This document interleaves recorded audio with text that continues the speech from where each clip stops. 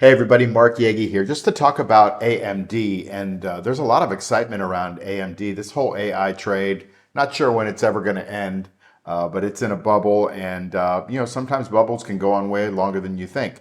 And I'm looking at a stock right now. It should be on your screen, but it's AMD. And AMD reported a couple of nights ago. They reported their numbers, their earnings, and they were really good. The earnings per share is up 43% quarter over quarter, and the stock is performing just lovely.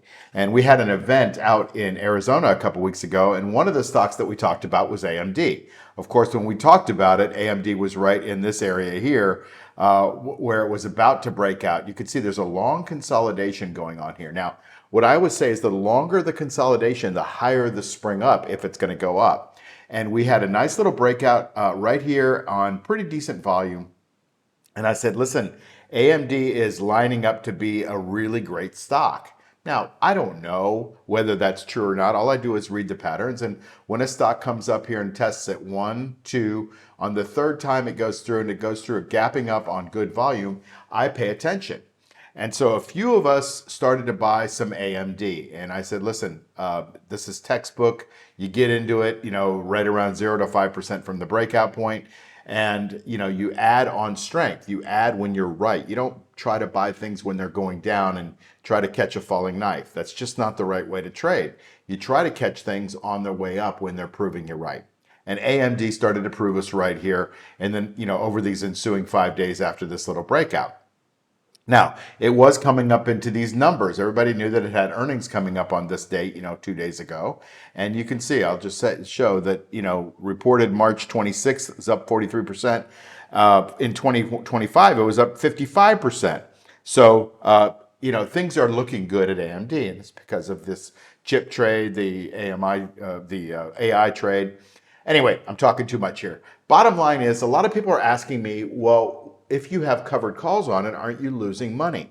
And that's the biggest fallacy in the covered call business, because when the stock goes up, that's when you make money. Covered calls are a bullish trade. And so you lose money when the stock goes down, right? You lose value to the extent that you're under the strike price. That's why I believe that you should be in the money a lot of the times. On AMD, I wanted to be at the money or out of the money going into numbers, especially if you'd built a cushion. But at earnings at earnings, you don't want to be taking chances. So at the day of it, then you might want to go a little bit in the money. And what happens is people will go, well, Mark, if you're in the money, you're going to lose money if the stock goes up on earnings, especially, right? Well, I'll explain to you in a second why that doesn't happen. But you can see the stock gapped up on strength, big volume here. And you could see that little 61. That means it's 61% up from this base right there. Now, the stock, when it went up to about 300 or so, I said, look, we're in an 8-week hold rule. And that the rule is not my rule, it's William O'Neill's rule.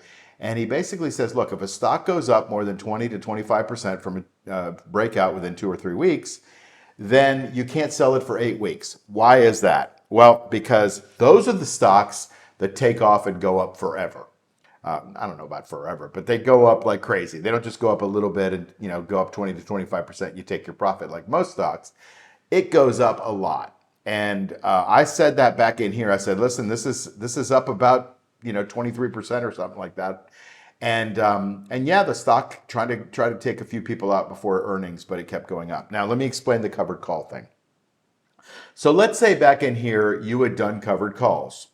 And maybe you bought the 250s when the stock was at 250, right? So they're at the money, which means there's no in the money amount because it's not in the money, but there is premium. Okay, what is that premium made up of? It's made up of what's called extrinsic value. I call it the juice because that's what we're after. This whole system is based around the juice, which is the income. And so if you can get juice, you're not worried so much about whether the stock is going to go up or down. You're worried about how much juice is coming in. And so that's what we focus. So if the stock goes from 250 to 260, the juice gets squozen out, right? There's no more juice left, but now you have $10 of in the money amount. That goes against you because you're short. So it goes up $10. But if you're long, your long position goes up $10. Those two offset, which leaves you with the juice. So if you had sold the 250 calls as this stock started to break out, or maybe even you were in the money or whatever, whenever it was 250, let's just say there was no in the money amount, then what, you might have gotten like $5 for it or $4 for it, and that's juice. So that juice is becoming nothing as the stock approaches expiration and as it goes higher, because there's just less volatility as the stock goes higher because it's more certain it's going to close above the money. And so if you then went out and sold the 300s when the stock was at 300, same thing. You just left with the juice, and the juice gets squeezed out as the stock goes up. And then when the stock broke out going into earnings, hopefully you were protecting yourself, because I always believe you need to protect yourself going into earnings by selling deeper in the money calls, because the stock could go down, and that's catastrophic. If it goes up, that's awesome. You squeeze out the juice, you get the base position that goes up, and then you get the short position that goes against you, and those two offset, and you're left with the juice. And if it's gone up, from 350 to 400, you lost 50 on the short, you gained 50 on the long, and then you got whatever juice was there before earnings. And so people are like, wait, but you're losing money when the stock goes up. You're not losing money when the stock goes up. You're not. I just showed you like a couple of examples. And AMD is one of those stocks that looks like it's got a lot of strength. Now, a couple things on the chart that you want to notice. This is a gap. Gaps get filled. And so this stock may want to go from 400 down to 360 or whatever that is, 355 or something, and fill that gap. And you have to kind of watch and say, all right, well, if it's got a gap and it goes and fills it, what's the volume look like when it goes and fills it? That's when you have to kind of make your decision. If it's huge volume and it looks like it's going to go back down and test the 50-day moving average, obviously that's the time you want to try to protect your gains or get out of the position altogether. But if it does it on light volume, it wants to fill this gap sometime. It may fill it tomorrow, it may fill it 10 years from now, but at some point that gap's going to get filled. And this little gap right here before the breakout is going to get filled at some point. But right now, the stock has a 97 relative strength rating, and it's in the right industries, and it's doing all the right things in AI. But I wanted to kind of just touch on how you gain money still when the stock goes up. And so as long as the stock is above your strike price, you're making money. That's just the kind of the way covered calls work. Now, you can't sit back and not want to be one of those people that goes, man, I bought it at 250 and I sold covered calls at 250, and now the stock's at 400. And you're down 100, you think that's $150 you left on the table. Yes, you left $150 on the table, but you got the income, you got the juice. So you can't have it all the ways unless you want to be out of the money, and then you're playing the hope game, like it's going to go up, and then you can make money on the up. But we play covered calls for income. Because look, I'm getting older, and the older I get, the more income that I want, rather than those, those hopes, right? Because a lot of times stocks will kill it and they'll go down. I'd rather get income if they're going down, and I'd rather get income if they're going sideways, and I'd rather get income if they're going up.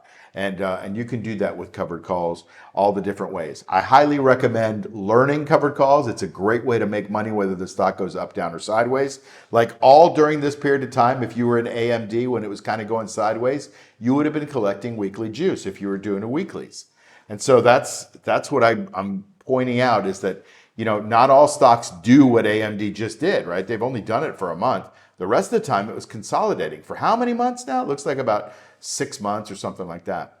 So I will leave you with that. Just a quick little video to show you that you can make money doing covered calls and focus on the income while the stock is going up. I'll see you on the next video. The information you just heard is for education and information. This is not financial advice.